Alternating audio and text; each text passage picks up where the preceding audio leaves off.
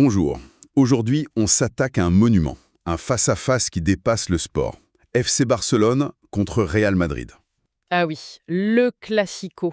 Exactement. Nos sources couvrent une décennie, de 2016 au tout début de 2026, et ce qu'elles racontent, c'est une véritable saga. C'est ça. On ne va pas juste lister des scores, on va vraiment essayer de décortiquer une passation de pouvoir, la fin d'un monde et la naissance d'un autre. C'est exactement ça. On a sous les yeux le récit d'une transformation radicale. On va voir comment ces deux géants ont traversé la fin de l'âge d'or, L'âge d'or Messi-Ronaldo. précisément. Comment ils ont plongé dans des crises profondes pour finalement se réinventer avec de nouveaux visages, de nouvelles philosophies. Notre mission, c'est de comprendre comment le rapport de force a basculé et si le nouvel équilibre qu'on observe aujourd'hui est là pour durer. Monde entier a les yeux rivés sur deux hommes, Lionel Messi et Cristiano Ronaldo. C'est le cœur du réacteur. Chaque classico est un événement planétaire. C'est presque un combat singulier. Complètement.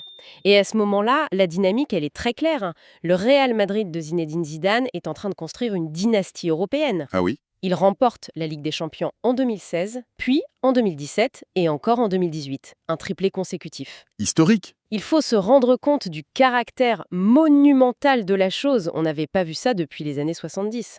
L'Europe était blanche, le Real semblait invincible. C'est vrai, cette équipe donnait une impression de maîtrise absolue, presque de sérénité. Mais ce qui est intéressant, c'est que cette suprématie européenne, elle ne se traduisait pas par une domination totale en Espagne. Le Barça, de son côté, Faisait plus que résister. beaucoup plus. Il faisait bien plus. C'était l'ère de la MSN, Messi, Suarez, Neymar. Quelle attaque! Une force de frappe peut-être inégalée dans l'histoire moderne.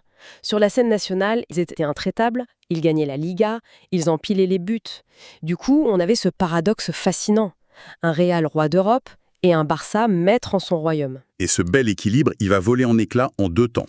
Le premier coup de semence, c'est l'été 2017. Le départ de Neymar. Voilà. Le départ de Neymar au Paris Saint-Germain, on l'a beaucoup commenté à l'époque comme un transfert record, mais c'était bien plus que ça, n'est-ce pas? C'était la première fissure dans l'édifice. Au-delà de perdre un joueur exceptionnel, le Barça perdait une partie de son identité, de son avenir. Ce départ a créé un déséquilibre et a marqué le début d'une gestion financière pour le moins chaotique. Avec des centaines de millions dépensés pour le remplacer. En vain, le trio magique était brisé et le club ne s'en est jamais vraiment remis. Mais le véritable tremblement de terre, le séisme qui met fin à cette époque, c'est un an plus tard, été 2018, Cristiano Ronaldo quitte le Real Madrid. Ah, là c'est autre chose. Là, on ne parle plus d'une fissure. On parle de la fin d'un monde. Absolument. Le départ de Ronaldo, c'est la fin du plus grand duel de l'histoire du football. Pendant 9 ans, la Liga et le Classico ont vécu à leur rythme. C'était l'affiche, le récit qui captivait tout le monde. Son départ laisse un vide immense. Et ce vide nous amène logiquement à la deuxième phase de notre analyse. La transition, les crises de 2019 à 2022. Le Real doit apprendre à vivre sans Ronaldo, mais la secousse la plus violente, finalement, elle va venir de Catalogne. Oui, car en 2021, l'impensable se produit. Lionel Messi quitte le FC Barcelone. C'est ça. Si le départ de Ronaldo a mis fin au duel, celui de Messi met fin au Barça tel qu'on le connaissait. C'est l'effondrement. Le club est en ruine. En ruine financière, incapable de conserver le plus grand joueur de son histoire. C'est une humiliation et le début d'une traversée du désert sportive. Et c'est intéressant parce que pendant que le Barça implose, on voit le Real Madrid gérer sa propre transition de manière beaucoup plus efficace. C'est toute la différence. La reconstruction madrilène s'est faite autour de deux figures. D'abord, l'éclosion de Vinicius Junior. Qui devient un des meilleurs du monde. Exactement. Et surtout, la transformation de Karim Benzema. C'est un cas d'école. De lieutenant de Ronaldo, il est devenu le patron absolu, le leader charismatique. Et quel patron!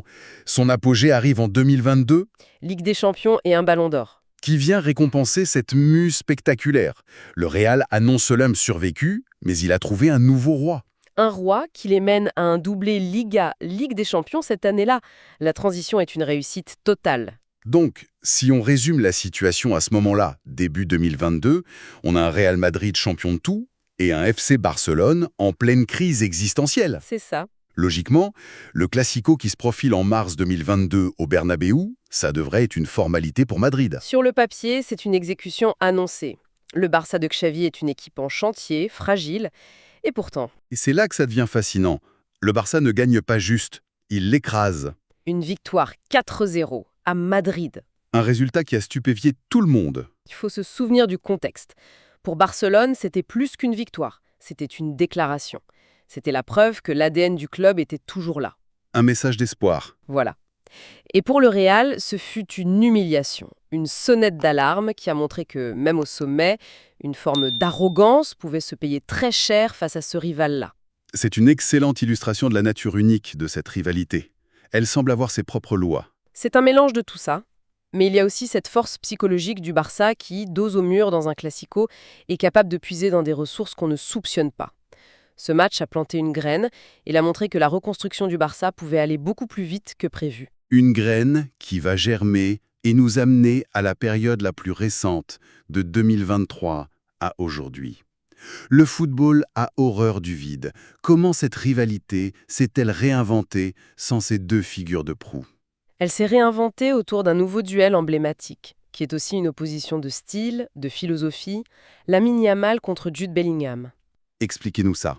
D'un côté, Yamal. Yamal, c'est l'incarnation du retour aux sources du Barça. Un gamin de 16 ans, pur produit de la Masia, un talent phénoménal qui devient le plus jeune buteur de l'histoire du Classico. Il symbolise la stratégie du Barça, faire confiance à sa jeunesse. C'est l'héritier. Et en face, Jude Bellingham. L'antithèse quasi parfaite. Exactement. Bellingham, c'est l'archétype du transfert galactique, version moderne du Real. Un joueur acheté plus de 100 millions d'euros, une star mondiale qui arrive et qui a un impact immédiat. Foudroyant même. C'est ça, il n'a pas eu besoin d'adaptation. C'est la puissance financière du Real qui s'exprime. On a donc le prodige local contre la superstar mondiale, la formation contre l'acquisition. Et dans ce nouveau contexte, le rapport de force a commencé à s'inverser de manière spectaculaire. La saison 2024-2025 en est la preuve éclatante. En effet, Nos sources parlent d'une saison historique pour le Barça. Qu'est-ce qui s'est passé? ils ont réussi l'exploit rarissime de remporter 4 classicos en une seule saison. 4? C'est énorme. C'est énorme. Ça veut dire les battre dans toutes les compétitions.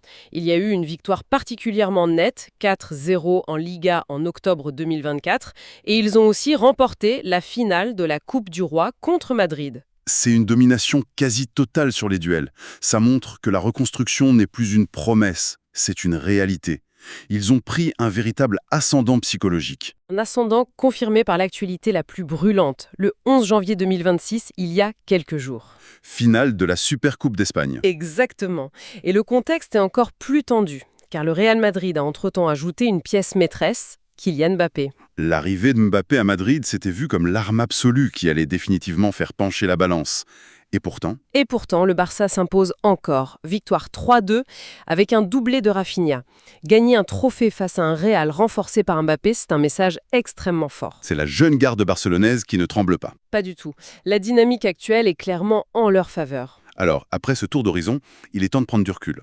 Si on dresse le bilan de cette décennie folle, de 2016 à 2026, qui sort vainqueur? Déballons les chiffres. Si on compte les trophées majeurs, l'image est très contrastée. Commençons par la scène européenne, la Ligue des Champions. D'accord? Là, la domination du Real Madrid est écrasante, sans appel. Les sources sont claires, 4 titres pour le Real, 0 pour le Barça. 4-0, c'est un gouffre. Sur la plus grande scène, il n'y a pas eu de débat sur la décennie. Non, aucun. On pourrait s'attendre à ce que ça se reflète en championnat, mais ce n'est pas du tout le cas. C'est là que le bilan se nuance fortement. En Liga, sur la même période, c'est un équilibre parfait.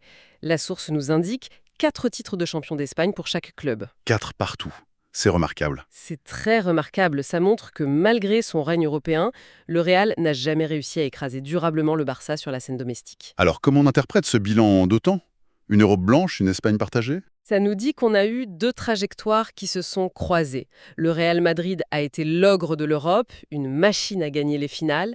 Le Barça, lui, a connu des sommets nationaux, puis une chute vertigineuse, avant d'opérer une reconstruction éclair, presque miraculeuse, Porté par sa jeunesse. portée par sa jeunesse et son jeu. Et si l'on se fie aux confrontations directes de 2025 et de ce début 2026, le Barça semble avoir repris un véritable ascendant psychologique. Gagner 4 fois de suite, puis un trophée contre le Real de Mbappé, ce n'est pas anodin. Non, ça marque les esprits. Le Real a la plus grande armoire à trophées de la décennie, mais le Barça a le momentum. En résumé, cette décennie a été une montagne russe. On est parti d'un âge d'or absolu avec Messi, Ronaldo. On a traversé une période de chaos pour atterrir aujourd'hui dans une nouvelle ère, une rivalité réinventée. C'est la preuve ultime de la résilience de cette rivalité. Elle est plus grande que les joueurs, même quand ces joueurs sont les plus grands de leur génération. Les visages ont changé, mais l'intensité, l'électricité qui entoure chaque match, tout ça est resté intact. Ce qui nous amène à une question fondamentale pour l'avenir, une interrogation que ces 10 dernières années ont mise en place. Ben oui, la question que l'on est en droit de se poser est la suivante. Cette domination récente du Barça dans les face-à-face, est-ce le début d'un nouveau cycle de domination catalane durable? Ou est-ce juste un accident de parcours pour le Real? Exactement. Ou est-ce que le Real Madrid, avec son effectif de superstars, va simplement digérer ses défaites avant de réaffirmer son autorité? Le prochain Classico en Liga nous donnera déjà un premier et fascinant élément de réponse.